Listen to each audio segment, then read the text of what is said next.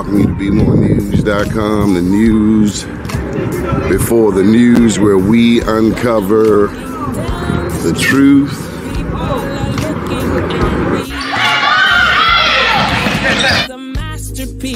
An accent. We need God. Because only God can bring us out of this mess.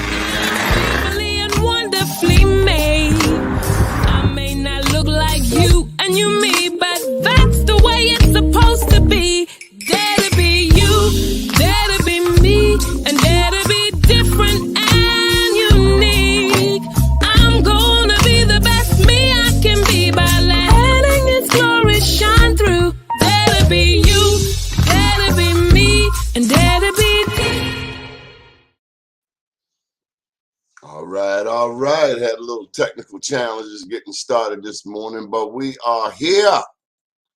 I hope that you are well. So if you're looking to have your own website, I want you to go to empowerbaltimore.com.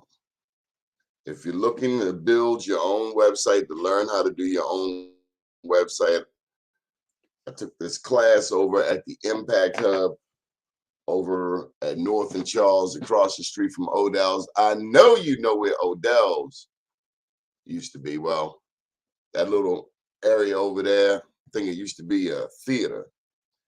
It is now called the Impact Hub, and I want to recommend you go over there and take a class, a website class. Learn how to build your own website. Shannon Wright sent out a press release. It really caught my attention. Shannon ran for mayor the last time around. Mayor and Marilyn Mosby. It's interesting, the title. Mayor and Marilyn Mosby. I would think mayor and state's attorney, but nonetheless, alliteration. Mayor and Marilyn Mosby must be held criminally responsible for the failures of the school system.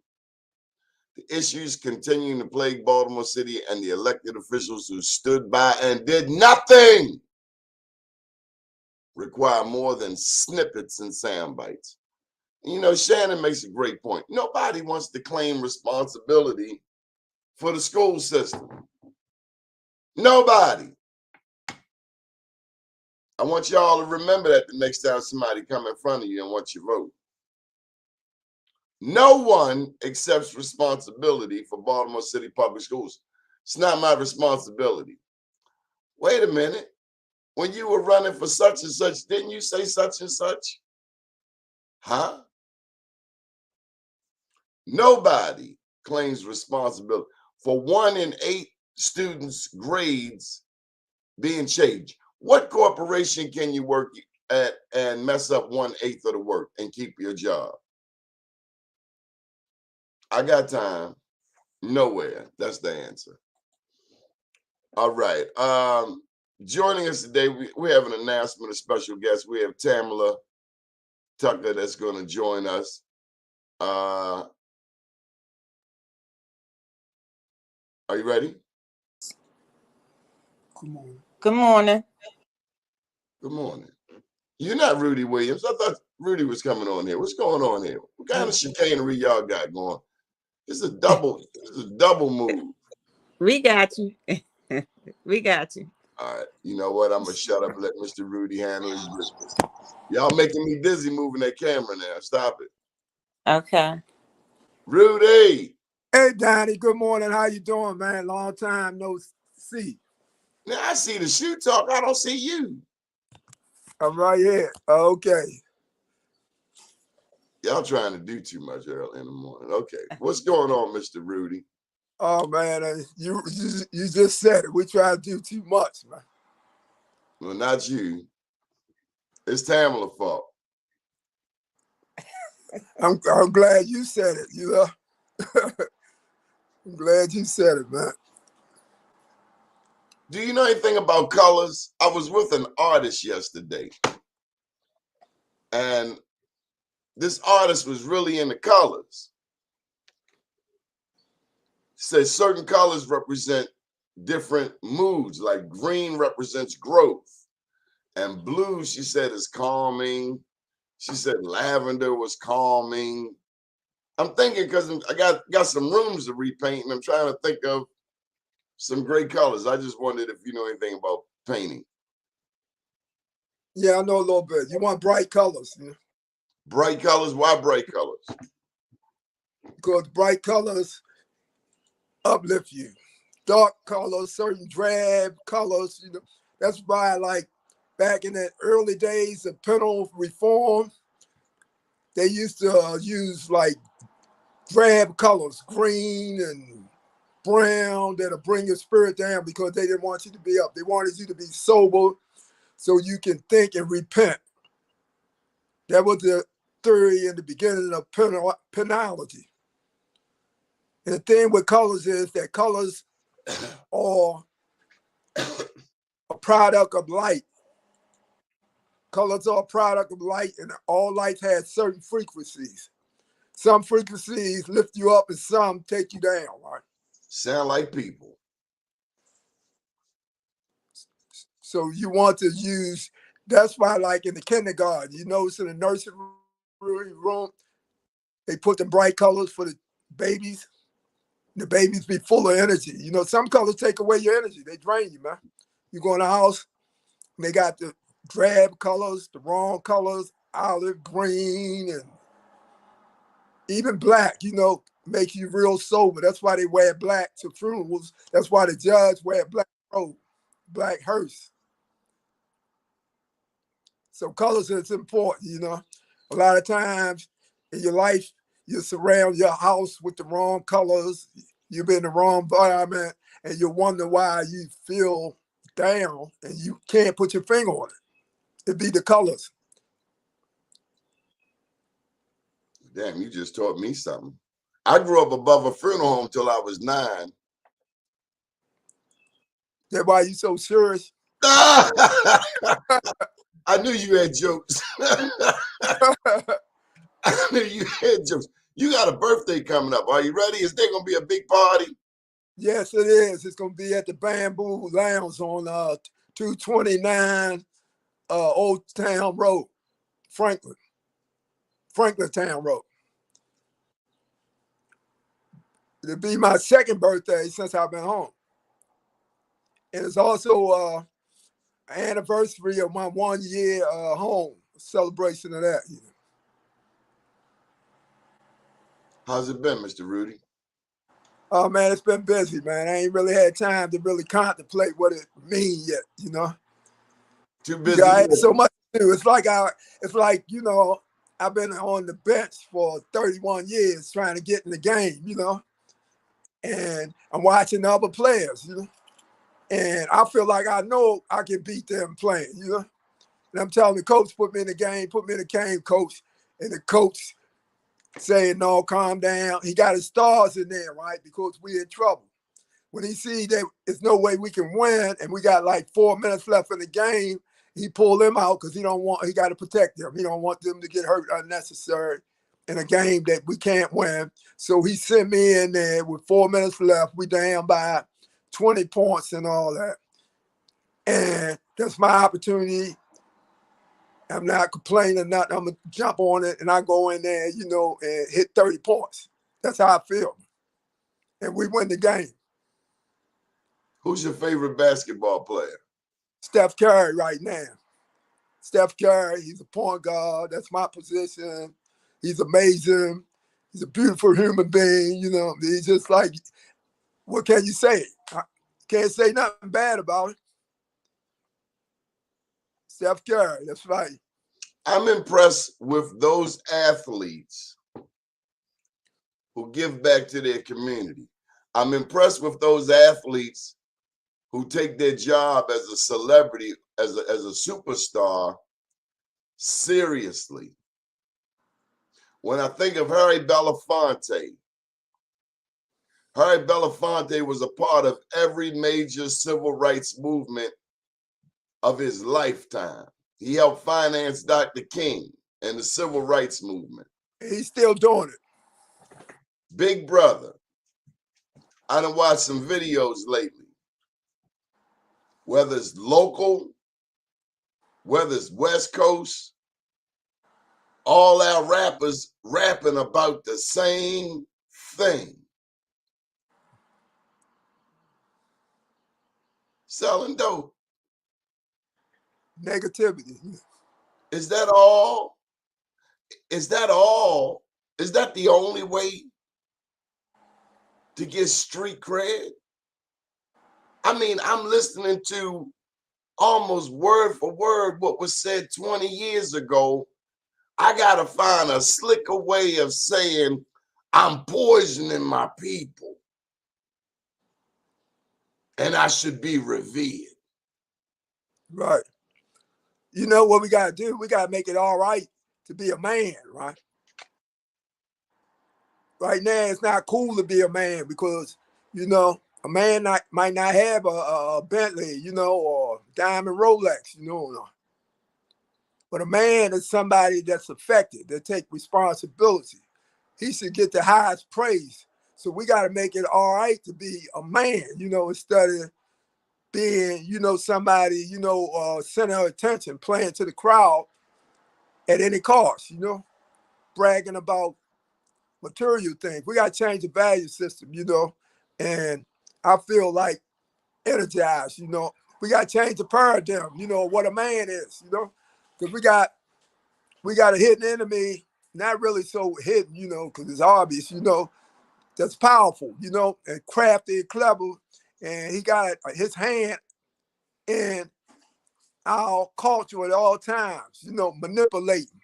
He's inside our mind, manipulating our value system, what we pursue, what we brag about, you know, what we rap about, the movies we make and all that.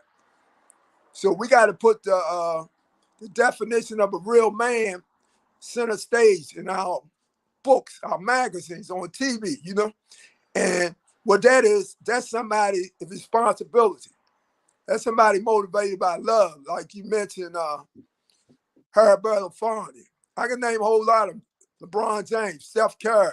LeBron got a give back that's so beautiful. Yeah, they awesome. You know, they awesome, man. You got to contemplate them because they didn't have to like take on these responsibilities. I disagree.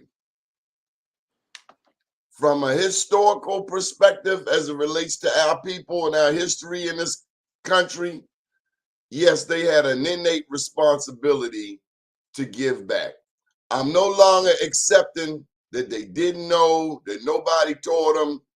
Yes, they did. Somebody scooped them up. Let me say this, Mr. Rudy. Okay, let me say, because we're not in disagreement, right? I feel the same way, you know, that you should have it, right? We all should have it, right? But to take it on is their choice, because a lot of people hasn't made that choice, right? But That's where we failed. I agree too that it should be our responsibility. With me, I don't have no choice. I agree with you. Some people don't have a choice if you got that consciousness, but if you don't have that consciousness and all that, then some people just not gonna make that choice, man. I saw Floyd Mayweather say some things on television that made me wonder, like, but then I watched him share the platform with Tank Davis.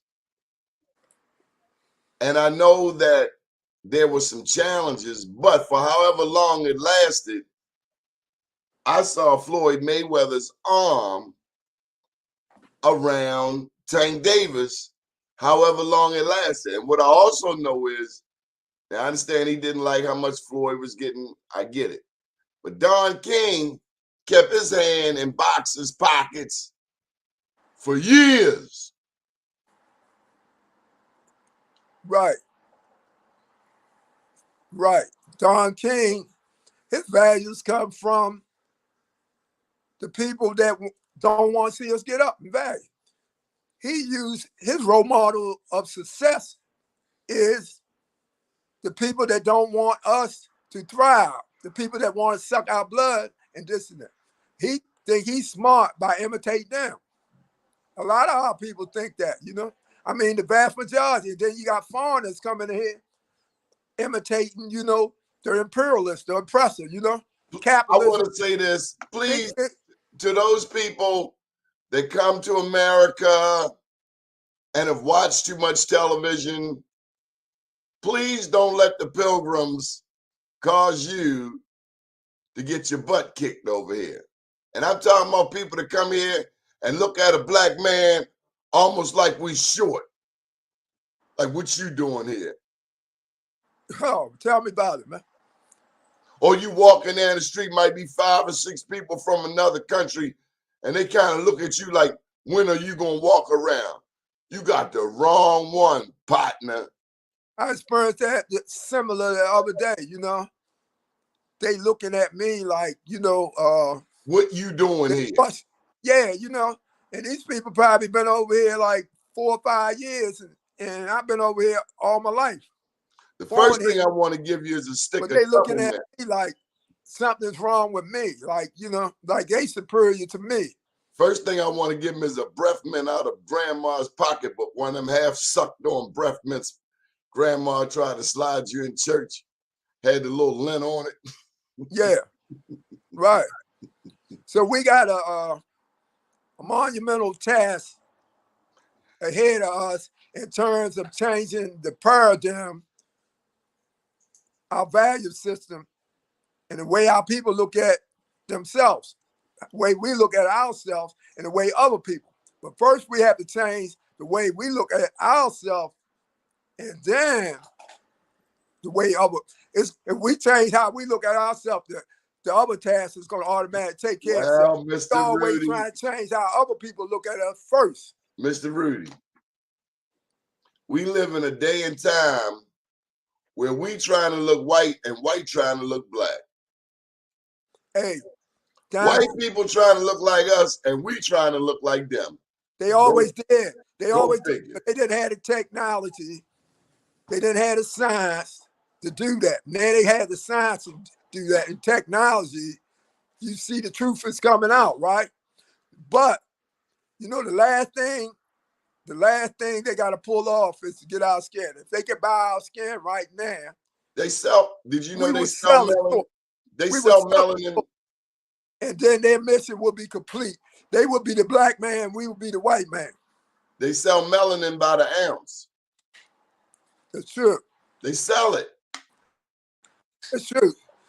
So long as they couldn't be like us, black was ugly. America's so tricky, they'll sell it to black people. Developed the thing. Right. Big lips, big butt, small hip and all, the Venus hot and tight. That's the direction they going into. That's why we got to know our history. I was talking with someone recently about Margaret Sanger. Yeah, the birth control, Planned Parenthood woman. And if you tell a woman today that Margaret Sanger was a racist, even a black woman, some will argue you down. Don't talk about Planned Parenthood. They provide free health care to black women. You better go look up the founder of Planned Parenthood. Better go look up what Margaret Sanger said about your people before you come over here challenging me. I'm only telling you what she said. She said, black people are like weeds that need to be exterminated. And they can erase it from Google all they want. We know what she said. But that's why we gotta get books and stop depending on Google. Let me say this. Let me piggyback on that, Donnie, what you just said. These same people can point to Hitler and say that Hitler was a racist. He wanted to exterminate inferior people or so-called, right? But Margaret Sanger, she predated Hitler, but they don't know about her. They trained Hitler. Hitler admitted in his book, Mein Kampf, right, that he studied America eugenics system, you know, to come up with his, right? But he didn't have time to disguise his because Germany was under pressure. So he was right blunt with his program and propaganda. So he had to talk direct to his people. He couldn't talk in buzz codes and stuff like America could afford to do. But the point is that he got his ideas and his program. He sent scientists over here to study America birth control and planning these experimental programs. When you talk about Henrietta Lack and the Syphilis Tuskegee and all that stuff, man. Hitler, that predated Hitler. But they don't know about that. Like you said, mention Margaret Sanger, she's a hero. To them. Right. To Till even you see some of that us. picture, till you see that picture of her talking to the KKK, and they all like, "How Hitler?" We know who she was. You know, they used tricks on our leaders, Dr. King, W.B. Du Bois. They did tricks on them. All the time. They think they supporting one thing, and then they come back, "Oh, you ain't know you endorsed this too." What? But let me say this, right? It's kind of like I always use analogies, right, to make my point, you know, so anybody can see it. Ray Charles, Stevie Wonder, right? It's sort of like you meet a young lady at a club. Y'all had good conversation, you date. She seemed to have all the qualities that you're looking for. She like you, right? But and y'all good for maybe a year or two, but after 2 or 3 years, then you see that all along she was acting. She's she was a gold digger, conniving, evil, scheming woman, man. So it take time, and at that time, right, we didn't know them like that, you know, doing Du Bois and them time and all that. But now, you know, it's been hundreds of years, right? It's no excuse for us not to know what they about, you know. But at the time, we was like babies. We didn't really know what they was up to. If We I go want on a date now, Mr. Rudy, my first date, we going swimming. to go swimming. We gonna see everything up front. Well, I can't go. That can't be my goal because I can't swim. Nah, we just want to see what's real and what's not. That's right. That's right. There's a movie, I'm Gonna Get You Sucker. When they finally got home, lady was screwing off the arm, unplugging the leg. Yeah, But none of it real. I remember that. I remember Nothing that. real. You know, and you gotta understand American history, right? American was a blank sheet, right? Where Europe already had a culture and all that. They didn't have no culture. They right out there in culture and they created a culture. Disney World, Hollywood, radio, TV, and all that. They made it up. Marilyn Monroe and all that. She was some hit girl, but they made her into a idol, an icon, superstar. When our young daughters and nieces and all that right now, they got the tattoos on them. She was nobody. Elvis, another one. They was icon makers and all that. And it's fantasy. America's the land of the fantasy and all. Still have, you know, we think we living in a real world and all. We living in a made up world. What we consider reality and facts is ideology, you know. And people are not that educated to distinguish that, you know. That's why we are like the entertainment capital of the world. That's the only thing that we make that the rest of the world want, that imports from us. You know? We don't make anything else. We make fantasies, you know.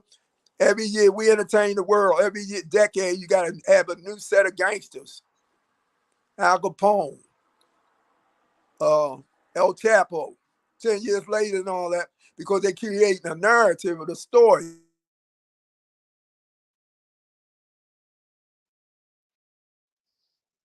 I hear you. So what about the city of Baltimore, Mr. Rudy?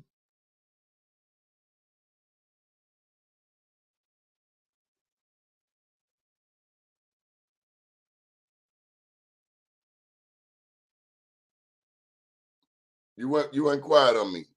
You can't hear me? So I want you to go out and then come back in.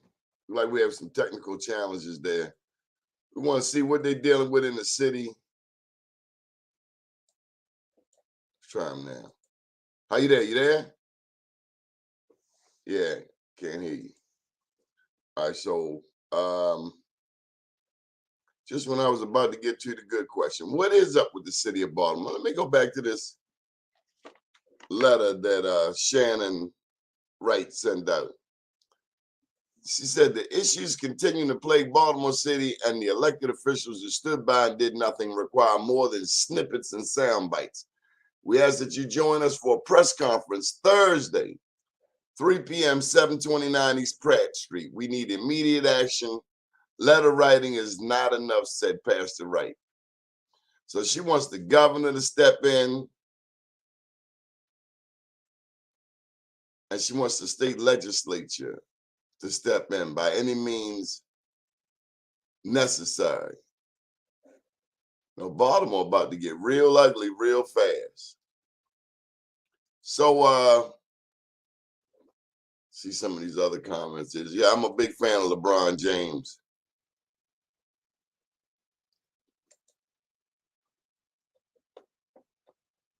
Miss Sylvia don't like Oprah. I ain't the biggest fan either. Yes, sir.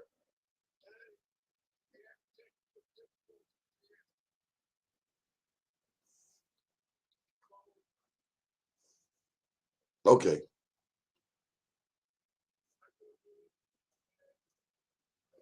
Okay, well, let me pose it to you online. Let's hold up. Are you there? Yeah, I'll be back. Okay, so here's my question. What's up with the city of Baltimore? What's up with the city of Baltimore? City of Baltimore is on life support, man. It's in a coma. The verdict is still out. The doctors don't know what's wrong. They running tests. Nobody knows nothing. They got all this sophisticated technology. They got specialists that they don't know what the ailment is. They know nothing about mental health, you know. They drive a person crazy. They experiment on them, give them all kinds of medicines and treatments and all. And then when he get deteriorate and get increasingly worse, you know, they hide their hand. They say, well, you know, he was sick in the first place. You know? They don't want to take responsibility. It's all about money. You know, somebody gonna sue me. You know, they worried about getting sued more so than treating their patients. You know, they worried about losing their credit rating, 800. You know, and losing their houses, Well, cars, and what all. do you think about Afram being put out Druid Hill Park with the zoo and the monkeys? Yeah, they saying that animals should be close together. I ain't no damn animal, and I ain't going out to Druid Hill Park. I go out there because I want to. I'm not walking around no park, man. What happened to the harbor? Our tax dollars built Camden Yards, and these sons of, man, 1973, they begged for money. They begged for us to vote for lottery. We voted for lottery. Now they telling black people with the money they got from it, they gonna build 2 stadiums, football and baseball. But y'all black people can't come down here. It's I'll be damned. I'll be damned. it's the heart of the economy, which is a capitalist predator, you know, and the primary motivation, the motive force of it is profit interest, right? And they saying that they privatized it. They saying that all operations should fall under, you know, the private sector because the government, civil servant workers, and they are incompetent, you know. They are incompetent and they are wasteful, you know. The welfare programs, the WIC and nonprofits and all that. That's why the Republicans, listen to them talk, you know. They trying to privatize everything so they can make money off. Why So the their money is power. Why the Republicans trying to cut off abortion? Why they trying to cut off abortion is because they know that their numbers are deteriorating increasingly, you know. They don't talk about this stuff in public. I mean, they'll put that in the back of the newspaper so because they know black people ain't gonna get that far. They're going straight to the entertainment section. and read that. So this Roe versus Wade ain't got nothing to do with black people. It got everything to do with that. They don't care if we get abortions and all that, Planned Parenthood and all that. That's them knowing that we are naive. We will trust them and take their advice on everything. If they tell us we want to help you, let us plan. But our people don't let us do that. They argue with us. They go toe to toe with us if we try to advise them to like. But then they'll go right down there with some strangers and let a stranger walk them to a program, and they'll sign everything, and they'll actually follow up on it. They'll follow up on it. So they don't. They don't want us to reproduce, make more babies, because they feel like. They feel like we are irresponsible black man and a woman to a extent. And if we had babies, we're not going to take them, and we're a burden on the planet. Even though we took care of other people's babies. Right. We took care of their babies and nursed them and on. Now so we don't know how to take care of babies. You know, we have to like think for ourselves and we have to look at it because it's right there in our face. The answer is right there. You said it. We took care of their babies. We can take care of their babies, but we can't take care of ours. And they saying that, you know, they got to tell us what to do because we boys and shit, you know. I don't want nobody to tell me what to do, so I do it my damn self. Don't tell me nothing. If you do it yourself, then ain't nobody got no reason to say nothing. So they saying that all these black kids out there, fatherless, they father in prison or they gone, you know, and make another family that they gonna leave again. They saying that that's a problem that we gotta take care. And they come up with solutions that we don't have no input in. Do you so remember we're not being responsible, man. You remember that scene in Claudine where the welfare worker came to the house and James Earl Jones had to jump out the window? Yeah. Yeah. They still got the policies now. Female got Section 8. She on welfare. She can't have no man living in the house with her. So we still acting like boys. We won't admit it. That's that exaggerated macho shit you was talking about, the rap music and shit, bragging about killing each other, the wrong things and shit, you know. But we still acting like boys and shit. We still won't take responsibility. So when we was boys and all that, and we ain't do what? Make up our beds and clean our room or do that. Your father made you do it, or your mother made your parents and shit. And that's what the white man is doing. He's making black men do their job, or we'll put you in jail, or we're going to take this from you, take that from you. And we acting like boys, but we won't admit it. We carrying guns and shit, shoot somebody for looking at us and shit. Because we think violence make a man, you know, and it don't.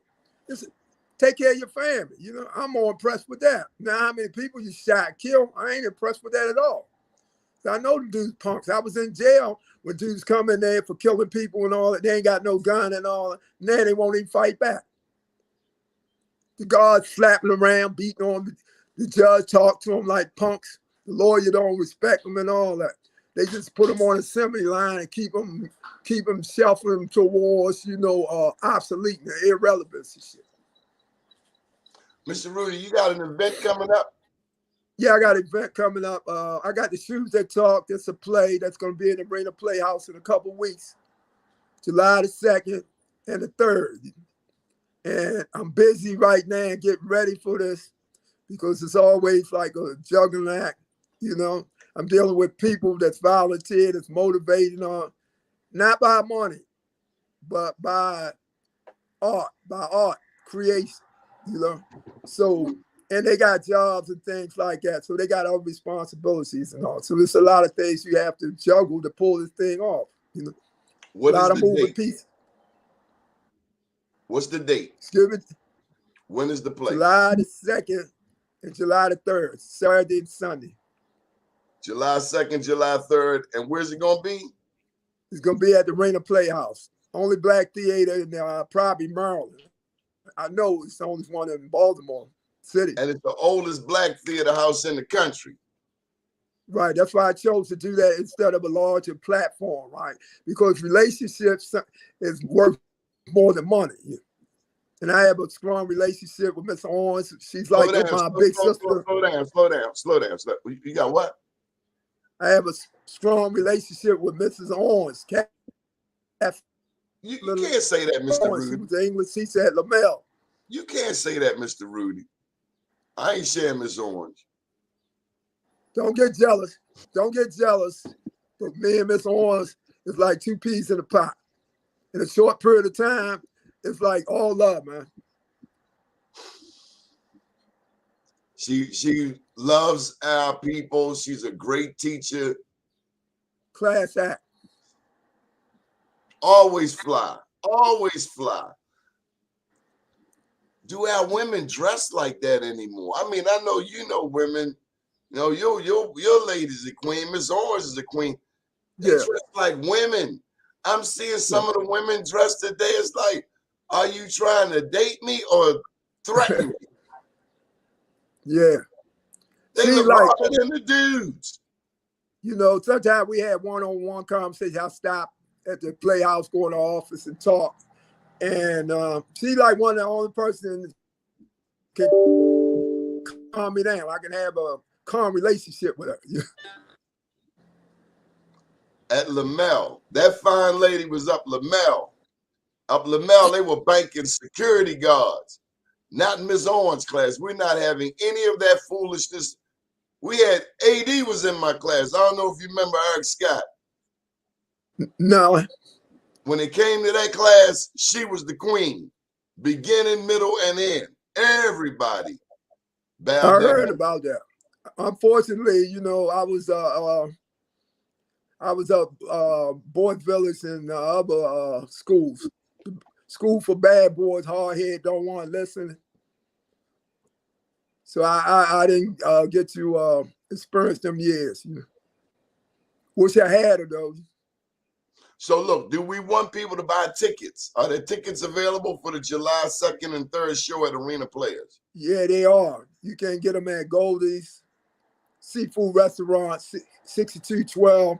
You can get them at Wiley's off sporting goods stores off of Lock Earn. And you can get them from Sean Marshall, his store on Baltimore Street. You can go on Eventbrite and order. If you still don't get them, you can pay at the door. You know. Where's Sean Marshall's store in Baltimore Street? Baltimore what? Baltimore and ran by Gilmore. I don't know if it's exactly Gilmore, but it's West Baltimore. Ask him, can he still play baseball? He was one of the best baseball players in my time coming out of James Mosier baseball. Oh, yeah? Yes, sir. I think he was a pitcher. Really, really good player. We played with some awesome players. Matter of fact, this guy right here, Derek Burnett, know a little bit about baseball. What's up, Derek? Good morning, Donnie. How you doing today, my brother? Good. Mr. Rudy, last night out there in Towson, they tried to get rid of the black school superintendent. And they've been playing the same old game. They don't vote you out. They just don't vote for you. Is that what happened, Derek? Yeah, that's what they try to do. They don't vote you out. They just don't vote you in.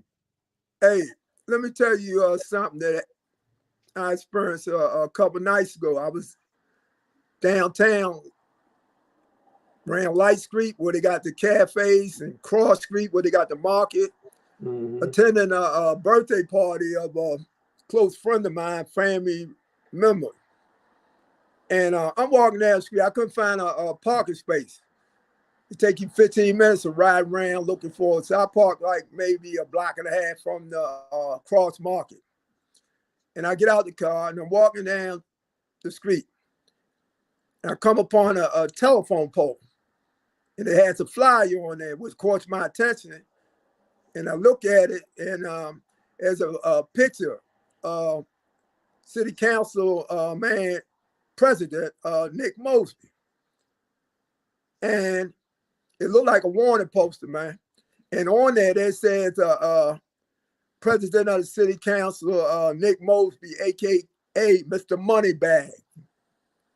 Mr. Moneybag, where that come from? Why you trying to make people think that when you talk about the bag man for the money bag, that's the man that's taking the payoff.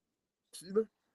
Back in the day, he taking payoffs from the mob, giving it to the politicians so they can influence, policy or get contracts and stuff like that. That's a graft and bribery and all that, So I'm saying, where is this coming from, man? What are you doing trying to assassinate this man's character in the public down in that neighborhood? I didn't see none on Park Heights. I didn't see none of these posters. They got them. They got them on Pennsylvania Avenue. They got them all over. They got them all over. The unfortunate thing is, we are reactionary. The next election is in 2 years. Long story short, we need to be ready to support who we like in 2 years. And the next election is this year, midterm. We can't forget midterm elections. Okay, well, go ahead and speak your piece, Derek.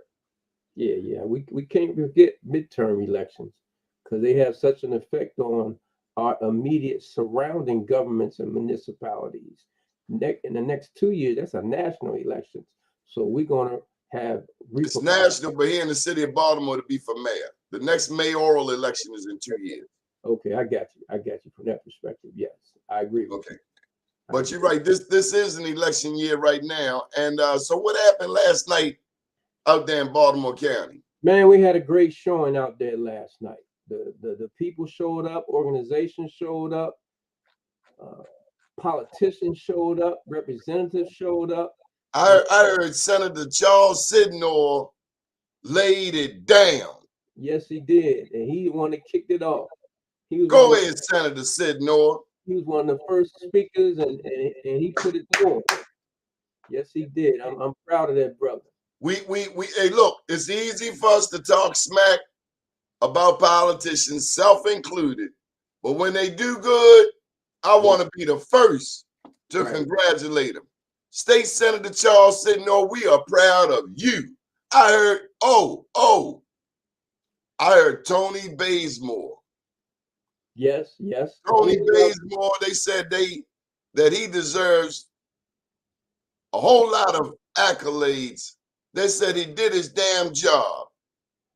And Tony Bazemore was on point too, all night long. That's what they say. All night. He was on point. People was great yesterday. Man, if we could be like this all the time, we'd be a force to be reckoned with. Slow down, partner, one day at a time.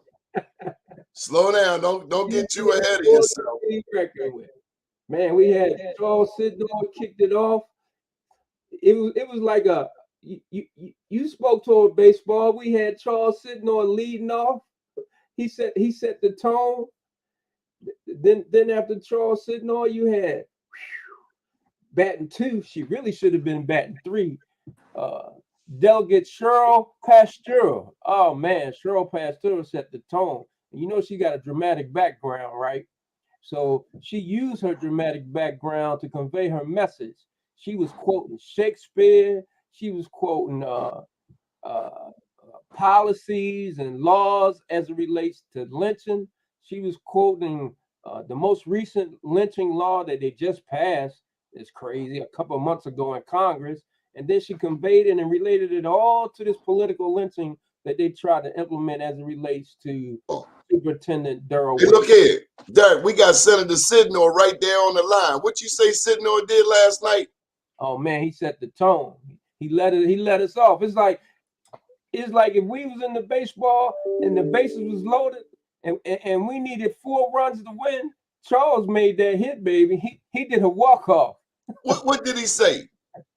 He's on the line now. Put him on. He can tell you what he said. Senator? Can he get on? Good morning. Yeah, he can speak. You know, he's kind of quiet. I am. Now don't take that though. Senator, we understand that you got the ball rolling. They were trying to get rid of our superintendent, Dr. Darrell Williams. They were trying to lynch him in public. But you know, the thing that I'm not understanding is where this county council gets off and attempts to blame him for things that all superintendents across the state of Maryland are dealing with. They're all dealing with these bus driver shortages.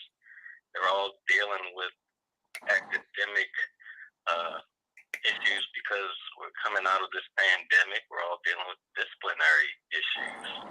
And unless they haven't come up with anything, I believe that's unique to what he's done to harm the school system.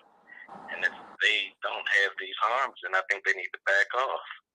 Now, this is being done by outgoing county council board members. County council, yes, exactly. And they're outgoing. No, these guys still He's in not office. running anymore, nor is Kathy Bevins. Oh yeah. The Republican members who signed on to the letter, I believe they are still running. What does are you proud that we showed up last night? Because quite often, Senator, I don't think that we show up at the county board, school board. Absolutely. I was glad to see Mr. Burnett there, as well as Dr. Tolson from the NAACP and a number of others. The fact of the matter is we have to pay attention to what's going on with our school boards. We need to pay attention.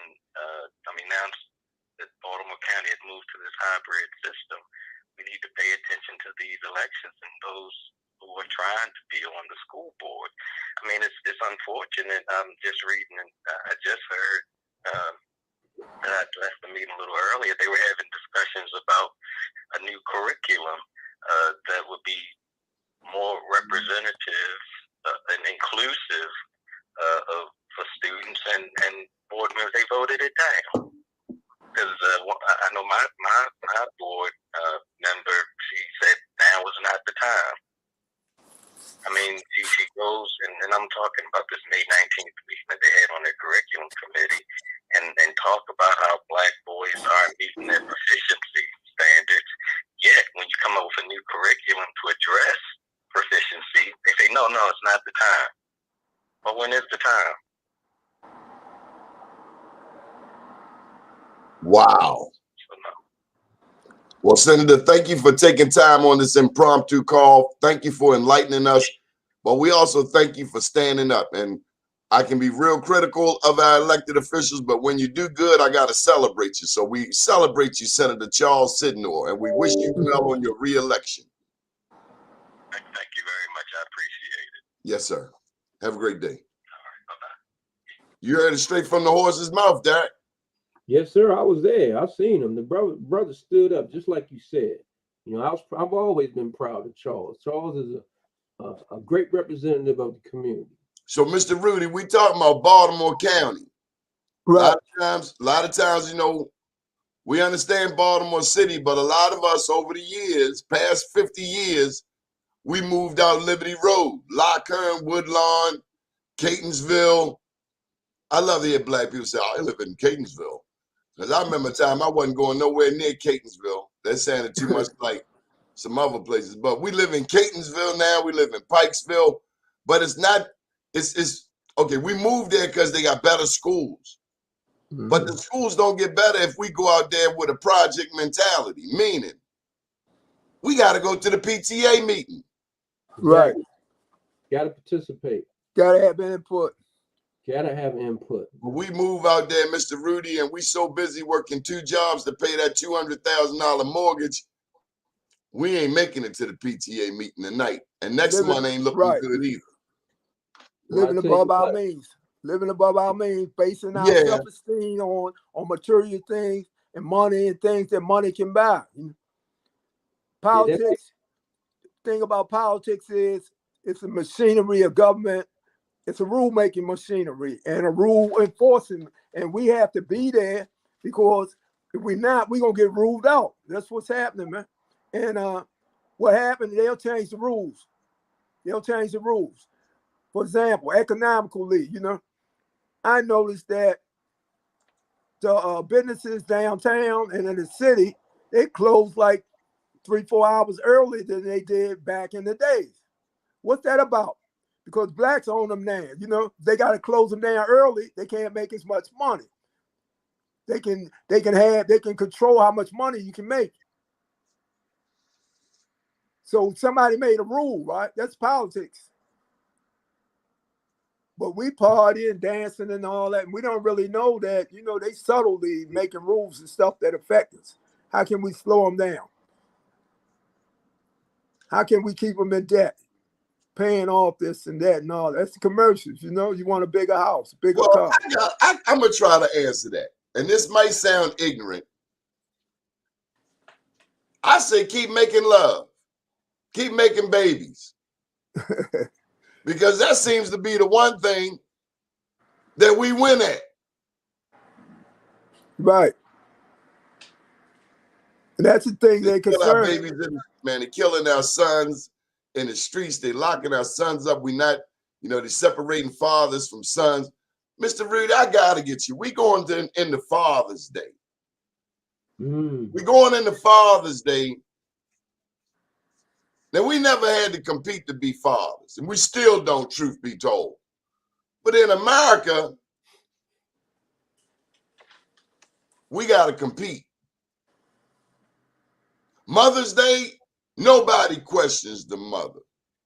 But Father's Day, somebody wants to steal our day. True. You can visibly see when Mother's Day come. Ain't nobody got to tell you. Everybody dressed up. The little girls got ribbons and. What you saying? You don't want your daddies Father's to be... Day. Father's Day. It's like another day. You know. It's like another day, but they don't value the father. It's always been that they not want us to be fathers. They want to be our fathers. They want to be our fathers. The good thing about fathers, they want us to go to them for everything. They're not qualified to be my father. They never were qualified, will never be qualified to be my father. Well, the great thing about Father's Day this year and from henceforth is that it's always going to be in connection with the celebration of Juneteenth. Because Juneteenth is during the 18th and 19th of June, and Father's Day is always the third Sunday in June. So we're always going to have that connection, and that's a great thing. I think that's a great thing because now we get to discuss and convey our love for our fathers, but also our love and understanding and consciousness of our culture. So we need to remember that, and if it wasn't for a lot of our fathers, we wouldn't even understand our culture. That's how culture is conveyed from fathers and mothers. What do you say about that, Donnie Glover? As you were talking, I was thinking about the time I met Joe Dancer. I met Joe Dancer once, and he told his father one time, "Don't put your hands on my mother no more." And the rest, as they say, is history. Good friend of mine, Joe Dancer. Good man. Man of his word. We go back to when we was like teenagers, 16, 17.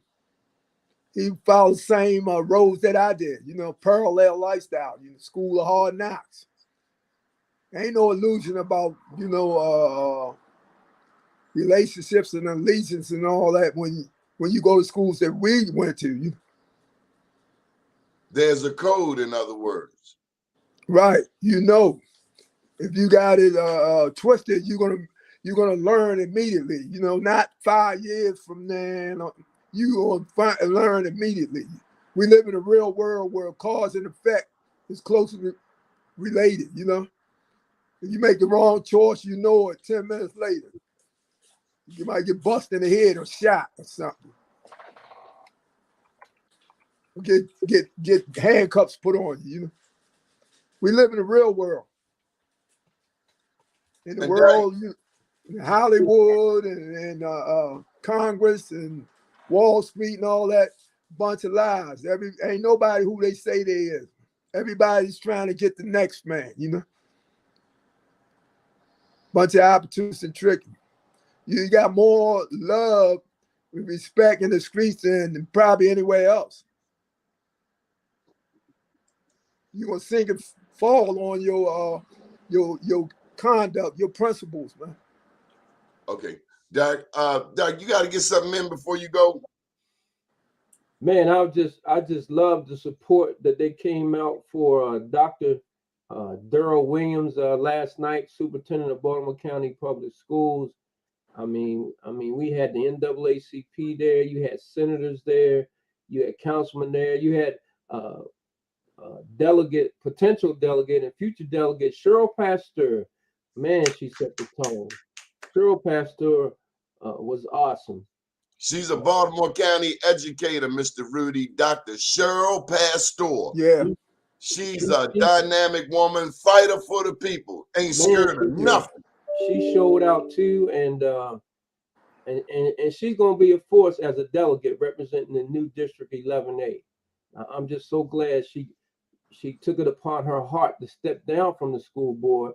That was actually a gamble to run for the delegate, because at the time they hadn't decided whether or not that they were going to confirm this new gerrymandering, which was going to create this new councilmatic district.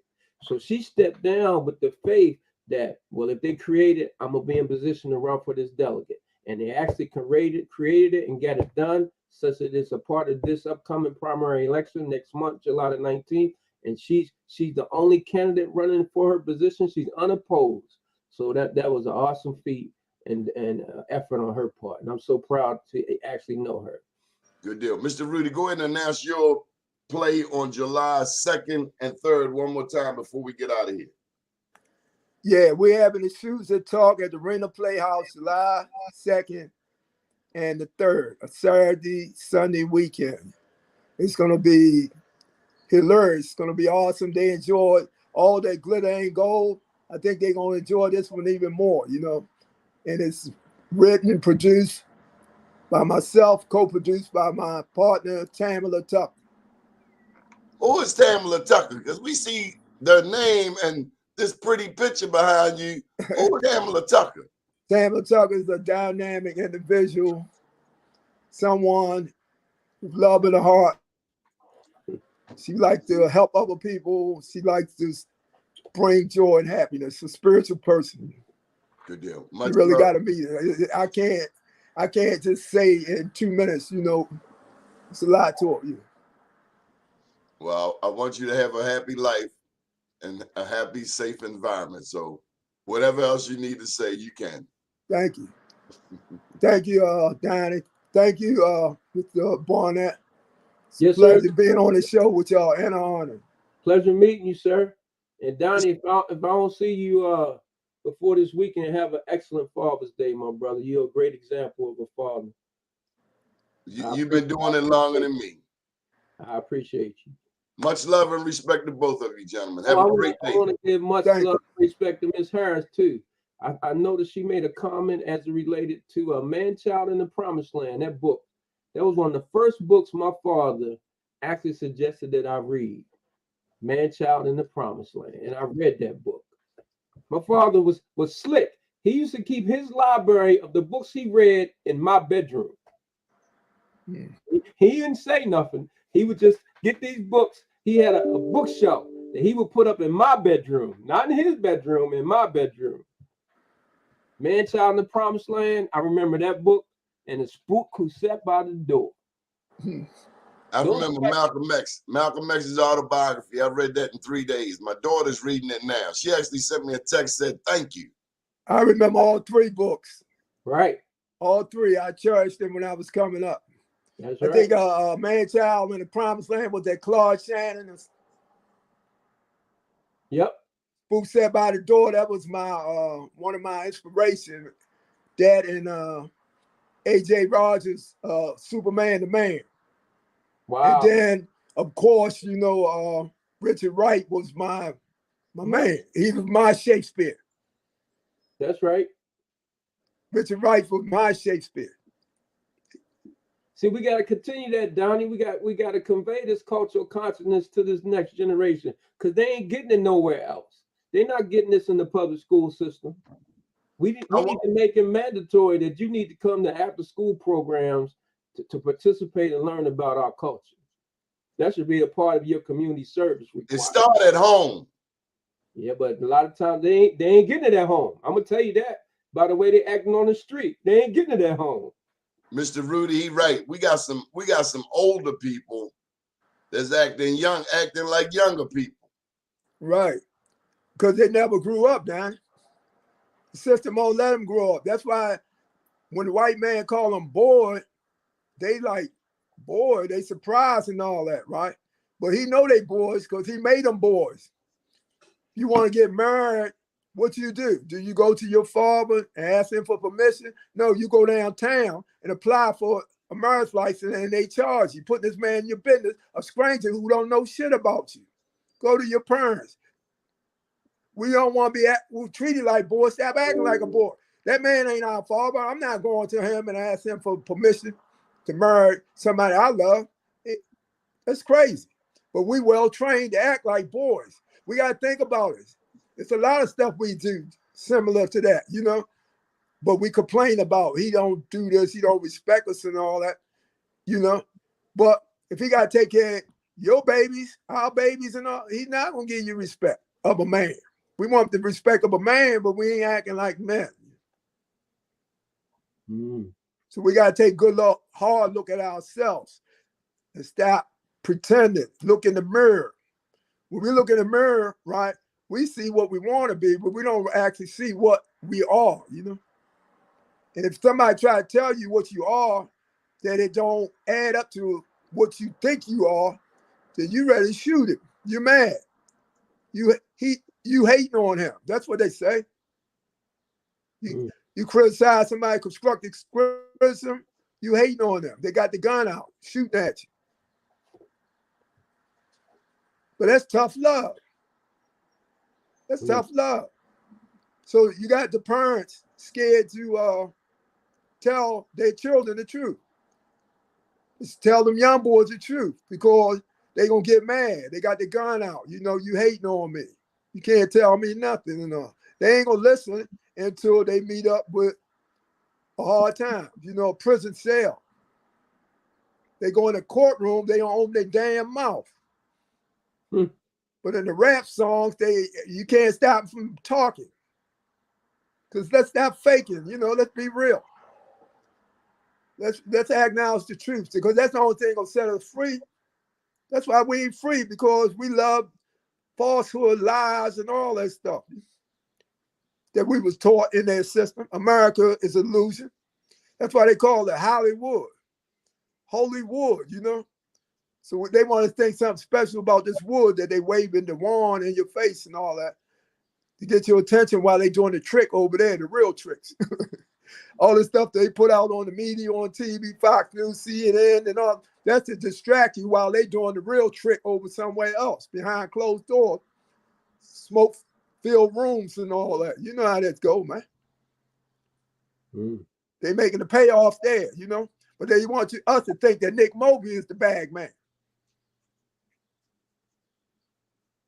I guess you about ready to get your own show on this network, huh, Mr. Man, when I get some time, man, you know, when I get some time, you know. We got to get out of here. We got a 10 o'clock show that's following us. Mr. Rudy Williams, Derek Burnett, thank you for being in my life. Thank you for being big brothers. Thank you, brother. Thank you, too. Have a good weekend. See you again soon. Good morning, world.